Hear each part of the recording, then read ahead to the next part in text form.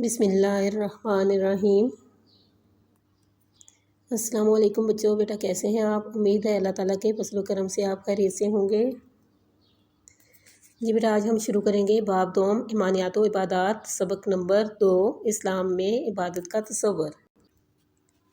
اسلام میں بیٹا 2 طرح کی عبادات ہیں۔ پہلی عبادات جو ہے وہ ہیں بدنی عبادات، ان میں نماز اور روزہ شامل ہیں، جبکہ مالی عبادات میں صدقہ اور زکوٰۃ شامل ہیں۔ جبکہ حج بیٹا ایک ایسی عبادت ہے جو کہ مالی اور بدنی دونوں عبادات میں شامل ہے۔ جی بیٹا، اب آتے ہیں سبق کی ریڈنگ کی طرف۔ جی بیٹا، عبادت کے لفظی معنی ہے بندگی۔ عبادت کا لفظ عبد سے نکلا ہے جس کے معنی ہے بندہ۔ بندگی کرنے والے کو بیٹا عابد کہتے ہیں،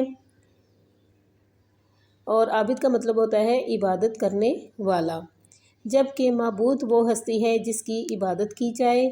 معبود حقیقی اللہ تعالیٰ کی ذات ہے۔ انسان کی پیدائش کا مقصد ہی اللہ تعالیٰ کی عبادت ہے۔ قرآن مجید میں ارشاد ہوتا ہے، سورہ الزاریات، وَمَا خَلَقْتُ الْجِنَّ وَالْإِنسَ إِلَّا لِيَعْبُدُونَ۔ ترجمہ، بے شک ہم نے جنوں اور انسانوں کو اس لیے پیدا کیا کہ وہ میری عبادت کریں۔ عبادت سے مراد صرف نماز، روزہ یا حج ہی نہیں ہے، بلکہ انسان اپنے خالق حقیقی کی اطاعت اور محبت میں جو کچھ کرتا ہے وہ عبادت ہے۔ ایک مسلمان زندگی کے ہر معاملے میں اپنے خالق حقیقی سے محبت اور اطاعت کا ثبوت دیتا ہے۔ اگر کوئی مسلمان اللہ تعالیٰ کی اطاعت کے جذبے سے کوئی اچھا کام کرتا ہے یا کوئی برا کام چھوڑتا ہے تو یہ عمل عبادت میں شمار ہوتا ہے۔ مسلمان کی پوری زندگی عبادت ہے۔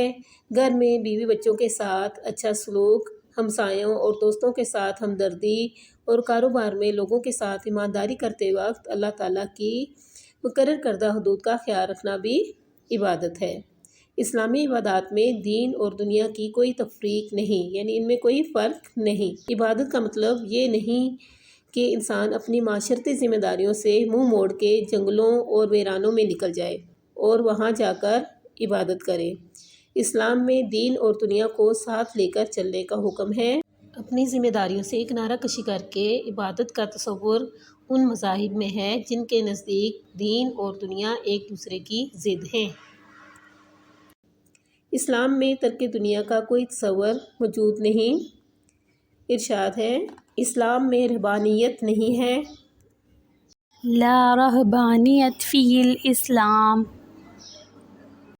جی بیٹا، ایکسرسائز میں کوسچن نمبر 1 ہے، عبادت کا مفہوم اور اہمیت لکھیے۔ جی بیٹا، اس کوسچن کا آنسر دیکھیں، یہاں سے لے کے یہاں تک ہے۔ جی بیٹا، ہم نے ایکسرسائز میں سے کوسچن نمبر 1 کیا۔ اب بیٹا یہ جو کوسچن نمبر 1 کیا ہے اس میں سے جو ہمارے شارٹ کوسچن بنتے ہیں وہ ہم کریں گے۔ سوال نمبر 1 ہے بیٹا، قرآن پاک میں انسان کی پیدائش کا کیا مقصد بیان کیا گیا ہے؟ جی بیٹا دیکھیں، یہاں سے اس کا آنسر شروع ہو رہا ہے، انسان کی پیدائش کا مقصد ہی اللہ تعالیٰ کی عبادت ہے۔ قرآن مجید میں ارشاد ہوتا ہے، سورہ الزاریات آیت نمبر 56 میں، وَمَا خَلَقْتُ الْجِنَّ وَالْإِنسَ إِلَّا لِيَعْبُدُونَ۔ بے شک ہم نے جنوں اور انسانوں کو اس لیے پیدا کیا کہ وہ میری عبادت کریں۔ یہاں تک بیٹا اس کا آنسر ہے۔ جی بیٹا نیکسٹ ہے کوسچن نمبر 2، عبادت سے کیا مراد ہے؟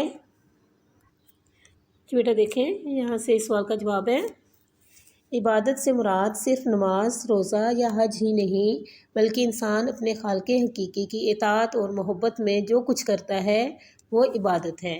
یہاں تک بیٹا اس کا آنسر ہے۔ نیکسٹ بیٹا کوسچن ہے، عبادت میں کون کون سے کام شامل ہیں؟